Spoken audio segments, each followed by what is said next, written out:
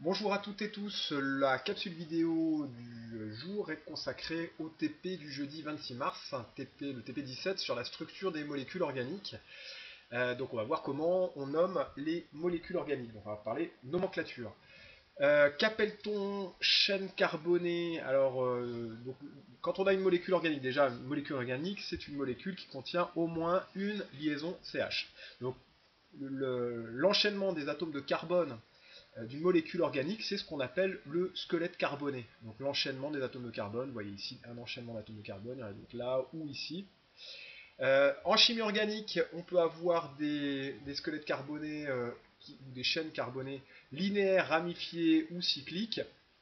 Vous deviez identifier les molécules avec des chaînes linéaires, ramifiées ou cycliques. Donc on va commencer par le cyclopentane ici. Bon, cyclopentane, on voit que la chaîne carbonée reboucle sur elle-même, elle se referme sur elle-même, donc c'est cyclique. Pour le butane ou le but1N ou encore le chlorure de vinyle, eh bien, on voit que la chaîne est linéaire, hein, puisque les atomes de carbone s'enchaînent en se plaçant les uns à la suite des autres. Alors que pour les deux dernières, donc la 5 et la 6, 2-méthylpropane et 2,3-diméthylbutane, eh bien, on avait des molécules qui étaient ramifiées, puisque sur la chaîne principale, la chaîne comme ça horizontale, venaient se greffer bien des ramifications. On peut aussi dire que le squelette, la chaîne carbonée sera dite ramifiée si on a au moins un atome de carbone qui est lié à plus de deux atomes de carbone. Donc, par exemple, celui-ci est lié à 3 atomes de carbone, celui-ci aussi, de même que celui-ci. Donc la chaîne, elle est ramifiée. Alors, donc là, au programme de première, vous n'aurez pas le nom des alcanes cycliques à donner. Donc uniquement les alcanes linéaires ou ramifiés. Alors, on va voir ce que sont les alcanes. Donc vous avez trois exemples d'alcanes ici, et puis trois exemples de molécules qui ne sont pas des alcanes. Et puis là, il fallait garder les propositions qui vous semblaient justes. Donc un alcane contient l'élément oxygène, et bien force est de constater que non, hein, puisque là on n'a aucun élément oxygène alors qu'on a trois alcanes. Un alcane ne contient que les éléments carbone et hydrogène, la proposition est juste, dans ces trois molécules on n'a que du carbone et de l'hydrogène. Une molécule ne contenant que des éléments carbone et hydrogène est un alcane. Et là, par contre, non. Cette molécule ne contient que du carbone et de l'hydrogène, mais ça n'est pas un alcane. Un alcane contient des liaisons doubles ou triples dans sa chaîne carbonée, non, que des liaisons simples dans les alcanes. Un alcane contient des atomes de carbone tétravalents et tétraédriques. De toute manière, le carbone, il est toujours tétravalent. Il forme 4 liaisons. Et là, ici, c'est tétraédrique parce que là, par exemple, ce carbone-là, il est triangle plan, hein, parce qu'on a trois liaisons, enfin, on a quatre liaisons, mais enfin, on a trois liaisons, dont une double. Donc là, il est lié à trois atomes différents. Donc ça va être triangle plan, mais c'est pas un alcane. Nous, ici, nos alcanes, ils sont toujours tétraédriques, ils sont liés à quatre atomes ici, donc quatre liaisons simples. C'est tétraédrique la géométrie.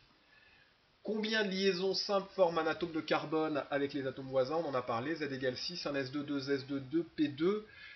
Pour avoir la même configuration électronique que le gaz noble le plus proche, il lui manque 4 électrons, c'est le néon, un S2, 2 S2, 2 P6. À chaque fois qu'un atome forme une liaison, il gagne un électron. Et donc, eh bien, il va former 4 liaisons pour gagner les 4 électrons qui lui manquent pour avoir la même configuration électronique que le gaz noble le plus proche et suivre ainsi la règle de l'octet. Alors, représenter la formule semi-développée des alcanes possédant 1, puis 2, puis 3 atomes de carbone, écrire leur formule brute et indiquer si l'alcane est linéaire, cyclique ou ramifié. Alors, on va commencer par regarder la première animation flash que je vous ai mise dans l'ENT en plus du TP. Ces animations flash, vous pouvez les ouvrir avec un lecteur de flash ou avec Internet Explorer. Donc là, un atome de carbone, c'est du méthane, sa formule brute c'est CH4. Deux atomes de carbone, c'est de l'éthane, formule brute C2H6.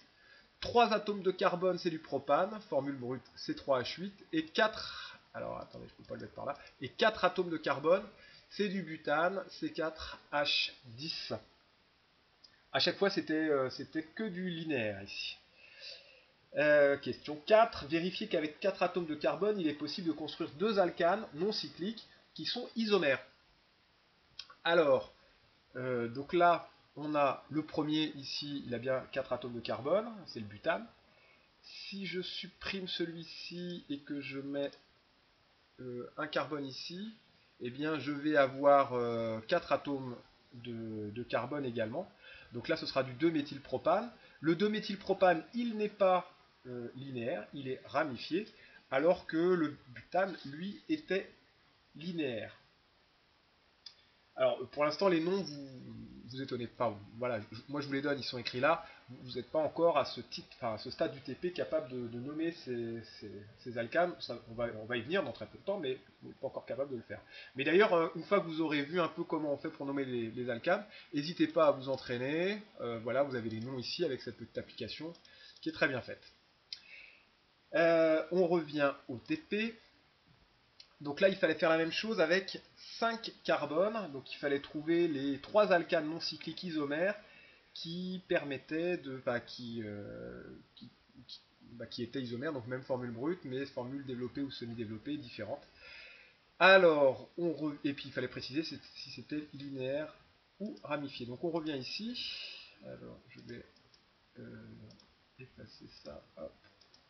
Donc on va commencer par la molécule la plus simple, à 5 carbone, donc c'est le pentane.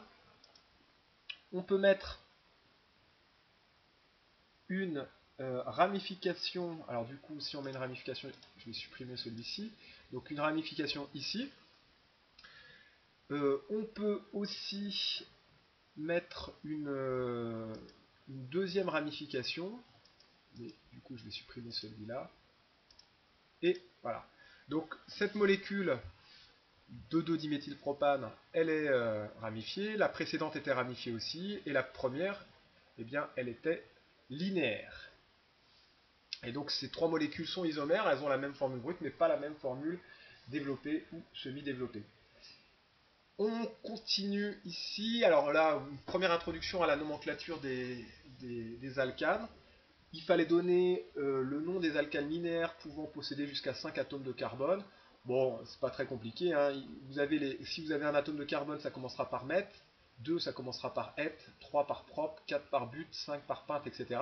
Et il suffit de rajouter ane. Donc, un atome de carbone, hein, je reviens ici. Je vais tout supprimer. Donc là, un atome de carbone, c'est le méthane. 2, c'est l'éthane. 3, c'est le propane. 4, c'est le butane. Et 5, c'est le pentane. Voilà. Pas de difficulté particulière. Donner les formules brutes, formule brute, il faut compter, hein, ça va être C5H12, C4H10, C3H8, C2H6 et CH4. Et formules semi-développées, vous les avez là. 3, 4, voilà. Alors ensuite, il fallait regarder les autres animations pour savoir comment on arrivait à nommer les molécules quand on avait des ramifications. Alors, on va regarder ici. Donc ça, pareil, hein, c'est un flash. Donc, on sélectionne déjà la chaîne principale. La chaîne principale, c'est celle qui a le plus long enchaînement d'atomes de carbone. Donc là, on voit, on en a 5. Dans la deuxième proposition, on en a 4. Donc on peut déjà l'éliminer parce que la première en a 5. La troisième proposition, on en a 6. 6 enchaînements d'atomes de carbone. Donc on va garder la dernière. Donc si on a 6 atomes de carbone qui s'enchaînent, c'est de l'hexane. On sait que son nom, ça va être hexane. Alors, on a une ramification, mais ça va se terminer par hexane. Alors, maintenant, une fois qu'on a notre chaîne principale, eh bien, on va nommer la ramification. Donc ça se termine en il, toutes les ramifications. Donc là, on a un CH3 en il. Donc là, au lieu de dire méthane, ce sera méthyle. Un méthyle qui se greffe sur la chaîne principale. Méthyle parce qu'on a un atome de carbone. Donc le méthyle ici. Alors après, il faut dire où il s'est greffé, à quelle position. Donc on va avoir méthylhexane, mais il faut préciser quel numéro de méthylhexane, c'est-à-dire sur quel carbone il se greffe.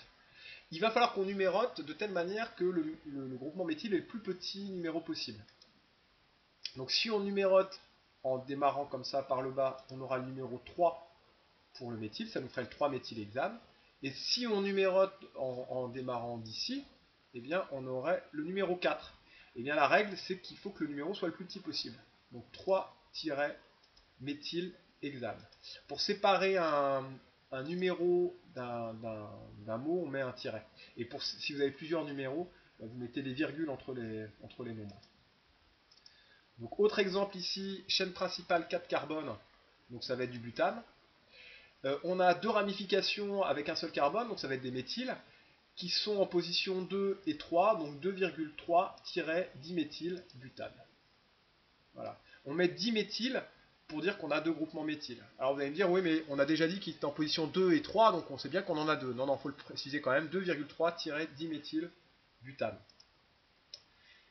Et si vous avez plusieurs ramifications, elles sont classées par ordre alphabétique. Donc éthyle serait nommé avant méthyle.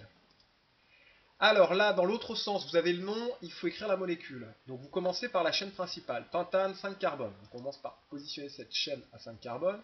Et ensuite, eh bien, vous positionnez vos trois groupements méthyles. Donc ici, 2 en position 2 et 1 en position 4. Et puis ensuite, vous complétez avec les hydrogènes pour respecter la tétravalence du carbone, c'est-à-dire respecter le fait que chaque carbone a toujours ses 4 liaisons. Et voilà. Alors, ici, si vous n'avez pas réussi pour X raisons à ouvrir ce document, je vous ai mis un document récapitulatif, ici la nomenclature des alcanes, qui reprend tout ça, avec des exemples. Je ne vais pas le détailler, vous le regarderez.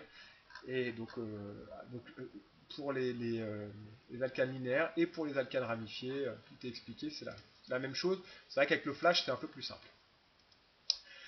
Alors du coup, après, c'est beaucoup d'applications. Hein. Nommer les alcanes suivants. Donc on repère la chaîne principale. Donc ici, c'est du butane, puisqu'on a 4 carbones. On a un méthyle en position 2, donc 2-méthylbutane. Ensuite là, chaîne principale, 6 carbones. 1, 2, 3, 4, 5, 6. On a un éthyle en position 3-éthylhexane, parce que 6 carbones. Attention, ici, c'est pas en position 4, parce que, même si c'est 1, 2, 3, 4, mais là, comme on peut numéroter en partant de la droite, et on a un plus petit numéro, donc on numérote toujours de telle manière que faire en sorte d'avoir la ramification avec le plus petit numéro. Donc 3-éthylhexane. Ici, alors attention, la chaîne principale, elle n'est pas toujours horizontale. Hein. Ici, la chaîne principale, c'est la plus longue. C'est toujours la plus longue, mais ici, elle n'est pas horizontale. 1, 2, 3, 4, 5. Donc ça va être du pentane. Et on a un méthyle en position 2 et un méthyle en position 3. Donc 2,3-diméthylpentane. Ici, chaîne principale 4 carbone. 2,2-diméthylbutane. Alors ensuite, vous deviez représenter les formules semi-développées des alcanes suivants. Donc vous aviez le 2,3-diméthylbutane. Vous commencez par la chaîne principale. 4 carbone pour la chaîne principale. Donc chaîne principale ici 4 carbone. Et puis vous rajoutez en position 2 et en position 3 les méthyles.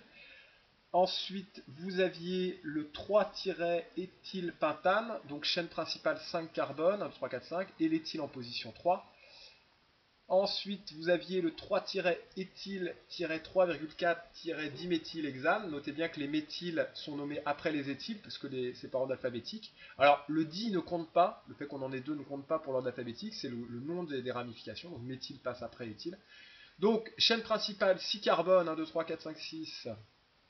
On met un éthyle en position 3, un méthyle en position 3 et un méthyle en position 4. Voilà. Bon, là, voilà, hein, la nomenclature, c'est pas compliqué, mais les règles, il faut les apprendre. C'est vraiment des règles à apprendre, et puis après, c'est vraiment un jeu de logique. Hein. Tout ça, c'est très logique. Alors, pour les alcools, on va partir de la nomenclature des alcanes, et ça se terminera par ol au lieu de an.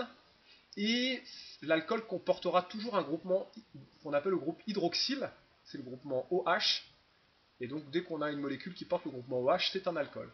Donc il fallait nommer les alcools ici, donc là on a chaîne principale 1, 2, 3, 4, 5, donc ça va être du pentane, et comme on a le OH en position 3, pentane-3-ol, là c'est le propane-1-ol,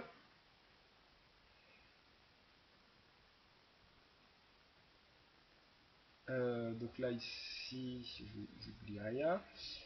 Ensuite, on a celui-ci.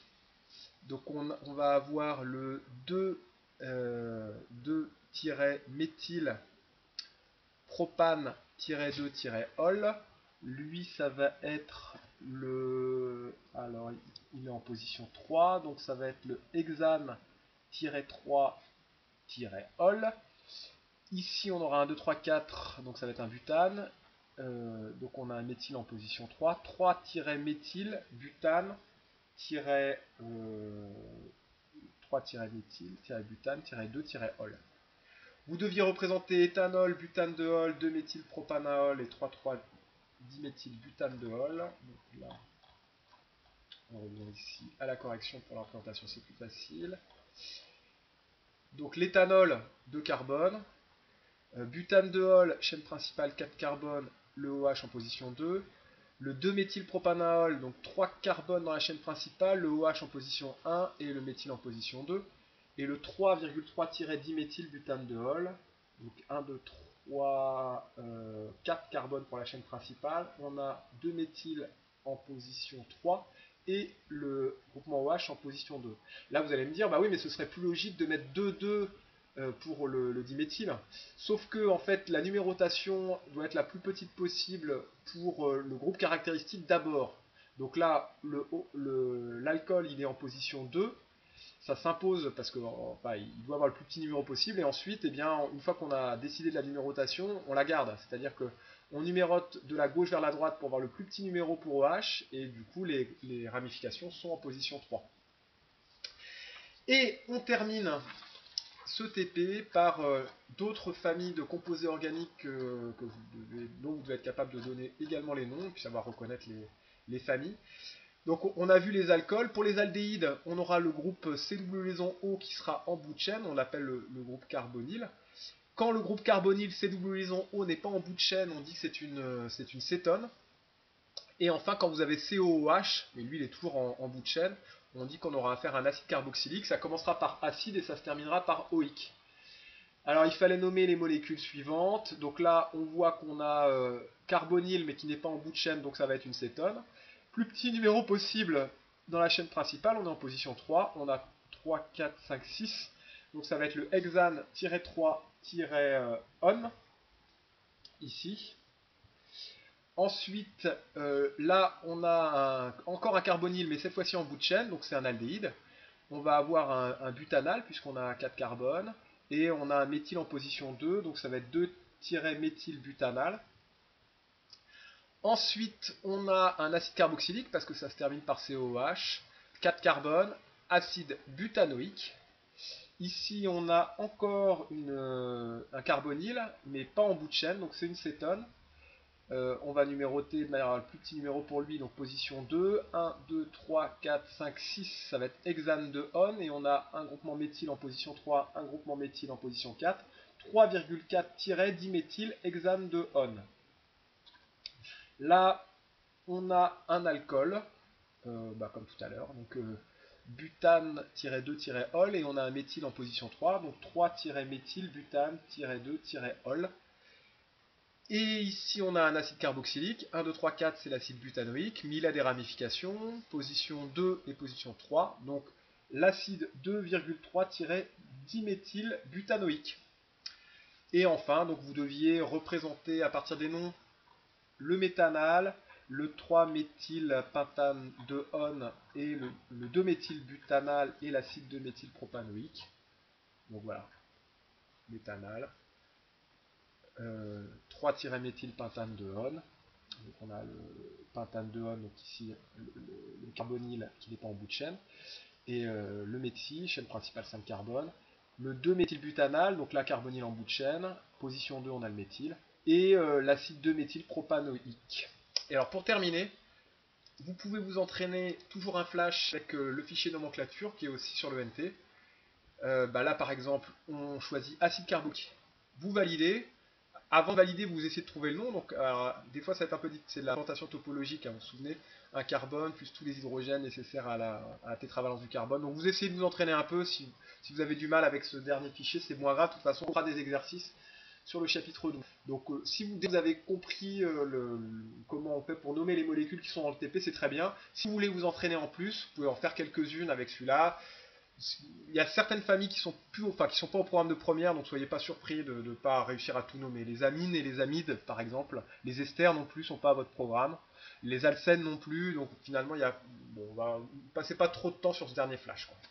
Voilà, c'est tout pour aujourd'hui. Demain, foire aux questions à 11 heures avec le même lien que la semaine dernière. N'hésitez pas à venir si vous avez des questions sur le programme de physique-chimie de la semaine. Bonne journée et peut-être à demain, enfin je vous souhaite à demain quand un maximum d'élèves viennent. Au revoir.